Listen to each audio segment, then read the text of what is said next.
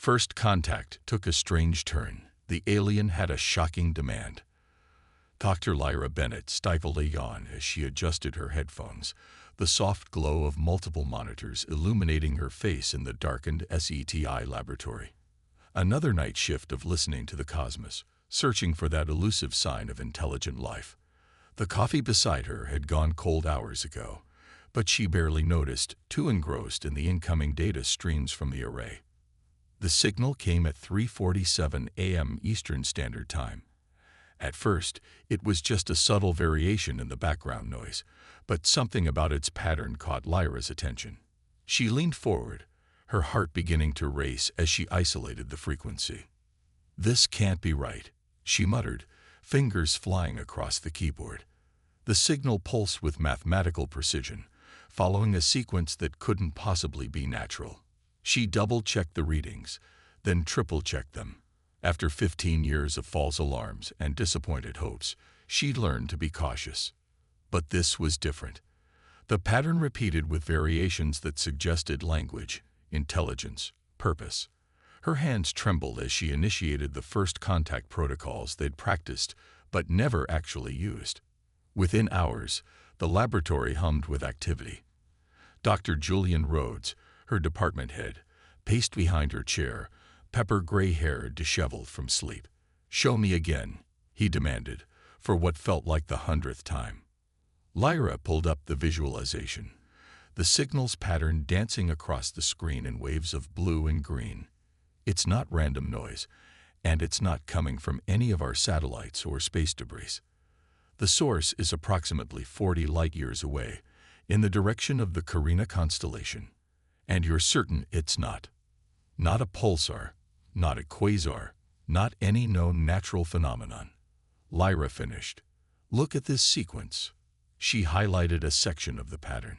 It's prime numbers, followed by what appears to be a mathematical representation of basic elements: hydrogen, helium, carbon. They're showing us they understand fundamental physics and mathematics. The next 48 hours passed in a blur of activity. Government officials arrived, looking serious in their dark suits. Military personnel set up equipment. News leaked, despite their best efforts at containment, and soon the whole world knew. We were not alone. The signal contained more than just mathematical sequences. Embedded within it were instructions for establishing two-way communication, along with a warning that made Lyra's blood run cold. Time is short. Help needed. 3 months later, Lyra stood on the observation deck of the hastily constructed first contact facility in the Nevada desert, watching as lights appeared in the night sky. The alien ship descended with impossible grace, its surface shifting like liquid mercury under the floodlights. "Nervous?" asked Dr. Rhodes, standing beside her. "Terrified," Lyra admitted, "but excited. Everything we've worked for, everything we've wondered about. We're about to get answers." The ship settled onto the landing pad, its surface rippling one final time before becoming still. For several long moments, nothing happened. Then, a section of the hull simply dissolved, creating an opening. The being that emerged wasn't anything like what Lyra had imagined. It moved with fluid grace on 4 legs that seemed to bend in impossible ways, its body covered in what looked like shifting patterns of light beneath translucent skin. Its head was elongated, with multiple sets of eyes that glowed with an inner luminescence. "I am Vexthor," it spoke, its voice resonating directly in their minds. "Ambassador of the Nocturnian Collective. We come seeking humanity's help." Lyra stepped forward, designated as humanity's primary contact due to her role in discovering the signal. "I'm Dr. Lyra Bennett. Welcome to Earth. The situation is grave," Vexthor continued. "Our species faces extinction, not from war or disease, but from something far more insidious. We are losing our ability to dream." Lyra blinked, confused. "Dream? As in sleep dreams?" "Dreams are more than mere neural activity during rest for us," Vexthor explained. "They are essential to our consciousness, our very existence. Without them, our minds begin to fragment. We have discovered that humans possess an extraordinary capacity for dreaming, unlike anything we've encountered in our exploration of the galaxy. What exactly are you asking for? Dr. Rhodes interjected. Vexthor's inner lights pulsed with what might have been anxiety. We need to establish a dream-sharing protocol with your species. Without it, my people will cease to exist within a generation. Lyra felt the weight of history pressing down on her shoulders. This wasn't just first contact. This was first contact with a species that needed humanity's help to survive. And their request was perhaps the strangest and most intimate thing they could have asked for, to share in humanity's dreams. The news of the Nocturnians' request spread across Earth like wildfire. Dream sharing. The very concept seemed pulled from science fiction, yet here was Vexthor, explaining the process to a room full of scientists, psychologists, and government officials. Our species evolved in a binary star system. Vexthor projected into their minds, their bioluminescent patterns shifting with each thought. The constant flux of dual stellar radiation shaped our consciousness to require dream energy for mental stability. But our stars are dying, and with them, our ability to generate these crucial dream states. Dr. Lyra Bennett sat at the conference table, watching holographic displays of Nocturnian brain activity float above their heads. The patterns were fascinating, similar enough to human neural activity to be recognizable, yet alien in their complexity. What exactly happens to your people without dreams? She asked, noting how Vexthor's inner lights dimmed slightly at the question. First comes the fading, they explained. Memory loss, emotional instability, loss of higher cognitive functions. Then, the silence, complete mental shutdown while the body continues to function. We currently have millions in stasis, hoping to preserve them until we find a solution. Dr. Frost, a renowned neurologist, leaned forward. And you believe human dreams could prevent this? We've analyzed your species extensively before making contact, Vexthor responded. Your capacity for dreaming is extraordinary. Your minds generate dream energy even while awake. What you call daydreaming, imagination, creativity. We believe a sharing protocol could save both our peoples. Both our peoples. General Harrison interrupted, his voice sharp. What exactly do we get out of this arrangement? Vexthor's skin rippled with patterns that suggested excitement. The sharing goes both ways. While we receive the dream energy we need to survive, humans connected to the protocol would gain enhanced cognitive abilities, perfect memory recall, and the ability to consciously shape their dreams.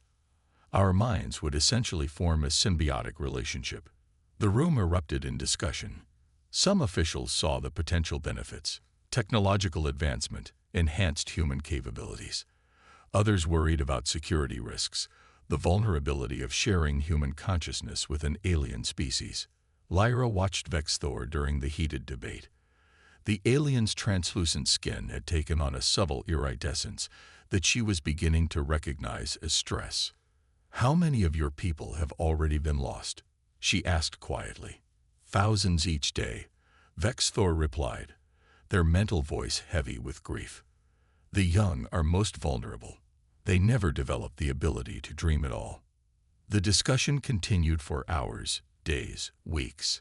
Teams of scientists worked around the clock to understand the proposed sharing protocol. Ethical committees debated the implications. Religious leaders grappled with the spiritual aspects of dream sharing. Meanwhile, Lyra spent more time with Vexthor, learning about their civilization. She discovered that Nocturnian art was created through shared dreams, projected into physical form through technology she could barely comprehend.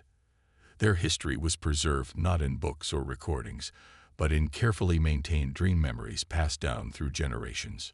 Show me, she said one evening, after particularly frustrating negotiations. Show me what it's like. Vexthor hesitated. A direct sharing is not advised without proper protocols in place. The raw connection could be overwhelming. Just a glimpse, Lyra insisted. How can I convince others if I haven't experienced it myself? After a moment's consideration, Vexthor extended one of their upper limbs, the skin becoming almost transparent. A brief contact only. Are you certain? Lyra nodded and reached out. The moment their hands touched, her world exploded into color and sensation. She saw, felt, experienced a vast consciousness, beautiful and alien yet somehow familiar. Images cascaded through her mind. Twin suns dancing across crystal spires, cities built from dreams made solid, the profound connection of minds sharing across light years. Then she saw the darkness creeping in, the terror of minds going silent, the desperate race to save a civilization from fading into eternal dreamless sleep. When the connection broke, she found tears streaming down her face. "That's what you're losing," she whispered. "That's what we could all gain," Vexthor corrected gently. "If your people agree." The next day, Lyra stood before the United Nations, her hands steady despite her nervousness. She knew her words could determine the fate of not one, but two civilizations. "We stand at a crossroads," she began. "The Nocturnians' request isn't just about saving their species. It's an opportunity to evolve beyond our current limitations, to experience consciousness in ways we never imagined possible. Yes, there are risks. Yes, there are unknowns. But the potential benefits, both scientific and humanitarian, are unprecedented." She took a deep breath, remembering the glimpse she'd experienced. "We've always dreamed of reaching the stars, of connecting with other intelligent life. Now we have the chance to do so in the most profound way possible, by sharing not just our technology or our resources, but our dreams themselves. The question isn't whether we can afford to take this risk. The question is, can we afford not to?" As she concluded her speech, Lyra knew the real challenges were just beginning. If humanity agreed to the dream-sharing protocol, they would be embarking on the most ambitious and intimate form of first contact in history. But first, they had to convince the world that sharing dreams with aliens wasn't just safe, it was necessary for the future of both species.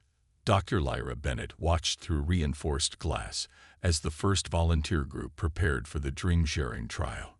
6 humans, a mix of scientists, psychologists, and military personnel, lay on specially designed couches, while 3 Nocturnians positioned themselves in crystalline chambers filled with a luminescent fluid. "Neural synchronization at 30%, announced Dr. Raven, her fingers dancing across holographic controls. The air hummed with energy as the connection strengthened. 40%, 50.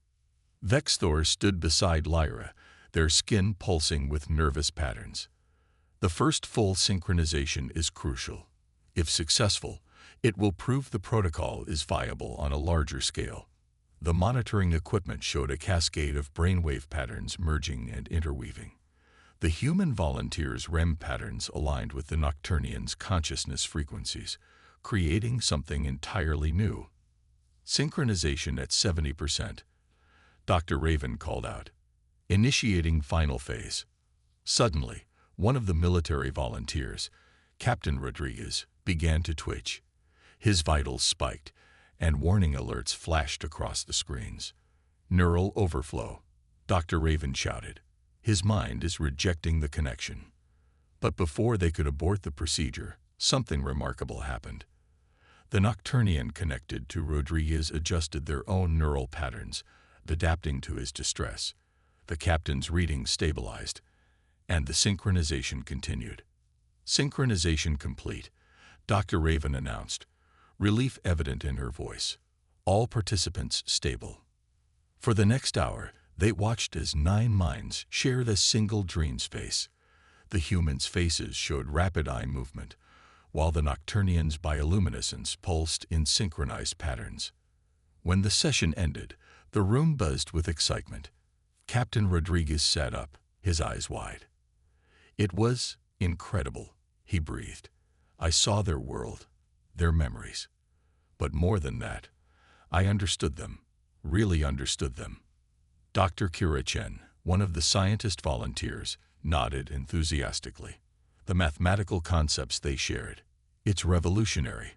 Their understanding of quantum mechanics through dream logic could advance our physics by decades." The Nocturnians seemed equally affected. The human capacity for emotional dreaming is beyond our expectations. One communicated, their lights flickering with excitement. The raw creativity, the intensity of feeling. It's exactly what our people need. Over the next few weeks, more trials followed. Each successful session provided new insights into both species. The Nocturnians gained the vital dream energy they needed, while humans experienced enhanced cognitive abilities and unprecedented learning capabilities. But not everyone was celebrating. Anti-alien protests grew outside the facility. Religious groups declared dream sharing an abomination. Conspiracy theorists warned of mind control and alien invasion. "We're losing public support," General Harrison warned during an emergency meeting. "People are afraid. They think we're giving too much access to our minds, our secrets." "The Nocturnians have shared far more of their knowledge than we have," Lyra argued. "Their understanding of consciousness itself could be a trap," the general interrupted. "How do we know this dream energy story isn't just a way to infiltrate our minds?" Vexthor's patterns darkened with distress. "We have been completely transparent. Our need is genuine, and time grows short. Already, we've lost another colony to the silence." The debate was interrupted by urgent news. Someone had leaked classified footage of a dream-sharing session online.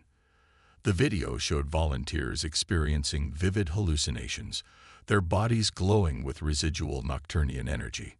Social media exploded. Headlines screamed about alien mind control. Politicians demanded the program be shut down. The Dream Initiative teetered on the brink of collapse.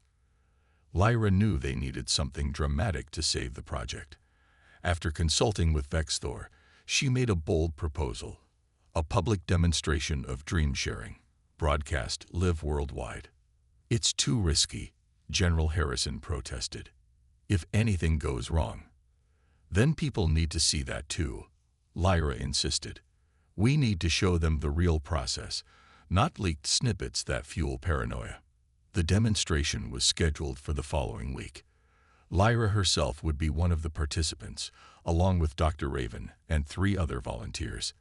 They would share dreams with Vexthor and 2 other Nocturnians while the world watched.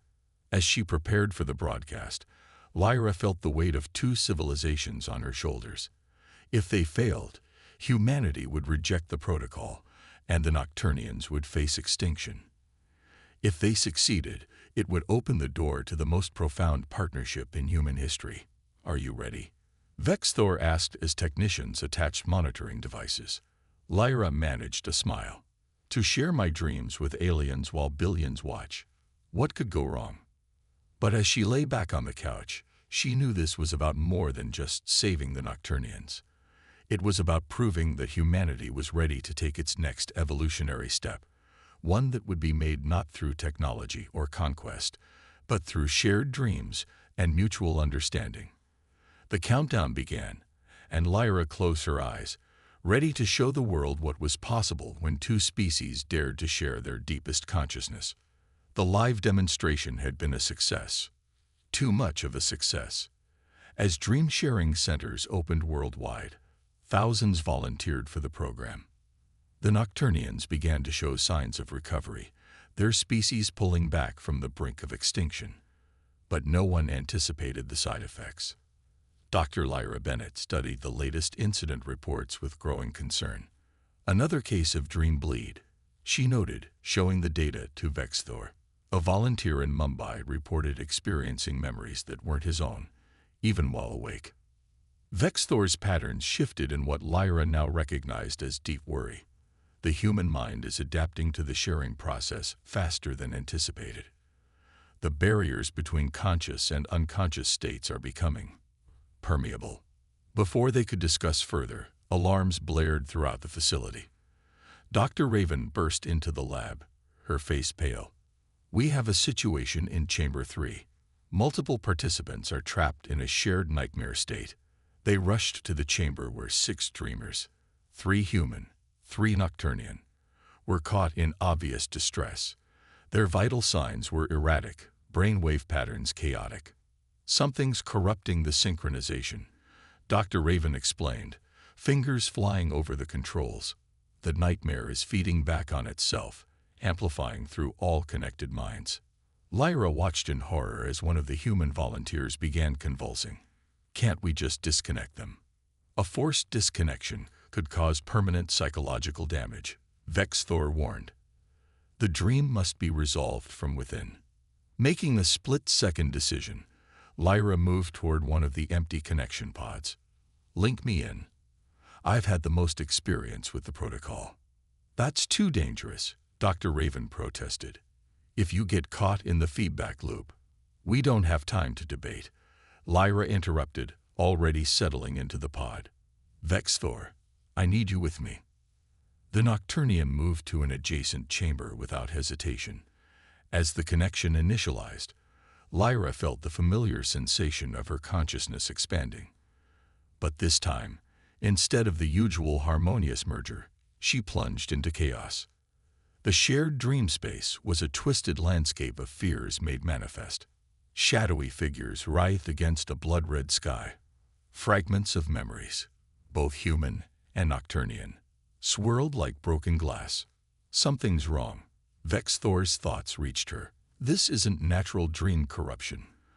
The pattern suggests sabotage. Lyra finished, recognizing signs of artificial manipulation. Someone had deliberately infected the dream-sharing protocol with engineered nightmares. They pushed deeper into the chaos, following the threads of corruption to their source. The other dreamers' consciousness swirled around them, trapped in individual terrors. Lyra reached out, trying to establish contact. Focus on my voice, she projected. The fears aren't real. We can reshape this space together. Gradually, the trapped minds began to respond. The chaotic patterns started to stabilize. But as they worked to free the others, Lyra detected something else in the dream space. Another presence, watching, directing the nightmare. There, Vexthor's alarm rippled through their connection. A figure stood at the heart of the corruption. A human consciousness, but altered, enhanced with stolen Nocturnian abilities. Who are you? Lyra challenged. The figure turned, revealing a face she recognized. Dr. Marcus Ward, one of the original program scientists who had disappeared months ago. Did you really think humanity would submit to this invasion? His thoughts boomed through the dream space, letting aliens into our minds, corrupting our very consciousness. You're the one corrupting the protocol, Lyra accused. Why? To show everyone the truth. Ward's consciousness pulsed with dark purpose. When they see the nightmares these creatures can create, they'll understand the danger. But Ward had underestimated the strength of the bond between human and Nocturnian dreamers. As he spoke, Lyra felt the other minds rallying, their combined consciousness pushing back against his corruption. You're wrong, Lyra projected, gathering their shared strength. The nightmares aren't from them. They're from you. Let us show you what true sharing means. Before Ward could react, Lyra and Vexthor opened their minds fully, flooding the dream space with their combined experiences, the beauty of shared consciousness, the joy of mutual understanding, the infinite potential of dreams united. The other dreamers joined in, their minds adding to the wave of positive energy. Ward's corruption began to crack under the assault of pure, unified consciousness. No, he fought back, trying to maintain control. You can't. But it was too late. The nightmare construct shattered, and Ward's consciousness was contained and isolated from the system. The dream space cleared, returning to its natural state. Lyra opened her eyes in the physical world to find the crisis had passed. The other dreamers were recovering, their vital signs stabilizing. But the implications of what had happened were staggering. He won't be the last, she told Vexthor later, as security took Ward into custody. There will be others who fear what we're becoming. What we're becoming, Vexthor responded, their patterns thoughtful, is something neither of our species could have achieved alone. Perhaps that is what truly frightens them. As they began implementing new security protocols, Lyra couldn't help but wonder. In saving the Nocturnians, Had humanity unknowingly started its own evolutionary journey? And were they ready for where that journey might lead? 6 months after the nightmare incident, the Dream Initiative had evolved beyond anyone's original expectations. The secure facility in Nevada had transformed into a sprawling complex known as the Dream Nexus, where humans and Nocturnians worked together to explore the frontiers of shared consciousness. Lyra stood before a massive holographic display showing neural activity from thousands of connected dreamers worldwide. Each point of light represented a shared consciousness, human and Nocturnian minds intertwined in harmonious synchronization. The evolution is accelerating, Dr. Raven noted, highlighting a cluster of unusual patterns. Some participants are maintaining partial synchronization even when disconnected from the protocol. Vexthor, whose patterns now shimmered with healthy vitality, moved closer to examine the data. The dream bonds are becoming permanent. Our species are adapting to each other in ways we never anticipated. The changes were impossible to ignore. Human participants reported increased empathic abilities, enhanced creativity, and even instances of spontaneous telepathic connection. The Nocturnians, meanwhile, had begun developing independent dreaming capabilities, their consciousness strengthened by regular contact with human minds. Director Bennett, a young technician, called out, "You need to see this." Lyra, recently appointed to lead the Dream Nexus, approached another console. The screen showed readings from a remote sharing center in Tokyo, where something unprecedented was occurring. "A child was born this morning to one of our regular participants," the technician explained. "She's showing signs of natural dream sync capability." The implications were staggering. A human child born with inherent ability to connect with Nocturnian consciousness, the first of what might be a new generation of naturally adapted dreamers. "Life finds a way," Lyra murmured, remembering how far they'd come from that first contact message. The facility's central chamber now housed the Dream Core, a revolutionary interface that allowed multiple dreamers to connect simultaneously. Today, representatives from both species would attempt the largest synchronized dreaming event in history. 1,000 minds joined in shared consciousness. As preparations for the event continued, Lyra took a moment alone with Vexthor on the observation deck. The aliens' appearance had subtly changed over months of regular dream sharing, their patterns more complex, more expressive. "Did you ever imagine this outcome when you first arrived?" she asked. "We hoped to save our species," Vexthor responded, their mental voice warm with affection. "Instead, we may have helped birth a new one." The ceremony began at sunset. 1,000 dreamers, human and Nocturnian, connected through the Dream Core. Lyra and Vexthor took their positions at the center, serving as anchor points for the massive shared consciousness. As the synchronization began, Lyra felt her mind expanding, touching others, merging into something greater. The dream space they created was vast and beautiful, a landscape of pure thought and endless possibility. Through their connected consciousness, they shared visions of the future, cities where humans and Nocturnians lived together, children of both species growing up with natural dream bonds, new forms of art and science born from shared imagination. But more than that, they experienced what it truly meant to be unified, not just as allies or partners, but as a single dreaming entity, transcending the boundaries of species and individual consciousness. When the connection finally ended, many participants wept with joy. The experience had changed them all, proving that the barriers between their species were more permeable than anyone had imagined. In the following weeks, as news of the successful mass synchronization spread, more countries opened their doors to Nocturnian settlements. Dream-sharing centers became cultural hubs where both species could learn from each other, create together, and explore the growing potential of their unified consciousness. The child born in Tokyo wasn't an anomaly. More children began showing signs of natural dream sync abilities. The Nocturnians reported similar developments among their young. Evolution, it seemed, had taken an unprecedented turn. "We've started something remarkable," Lyra told the assembled crowd at the Dream Nexus's first anniversary celebration. Not just the saving of one species or the advancement of another, but the beginning of a true partnership that will take us to the stars and beyond. She looked out at the faces before her, human and Nocturnian, their differences now seeming less important than their shared potential. Our dreams have always pointed the way to our future. Now those dreams are stronger because we share them. As the celebration continued, Lyra and Vexthor stood together, watching the sunset paint the sky in colors that reminded them both of shared dreams. Their consciousness brushed against each other with the ease of long practice, sharing thoughts without words. The future was uncertain, full of challenges they couldn't predict, but they would face it together, two species united by the most powerful force in the universe, the ability to share their dreams and make them real.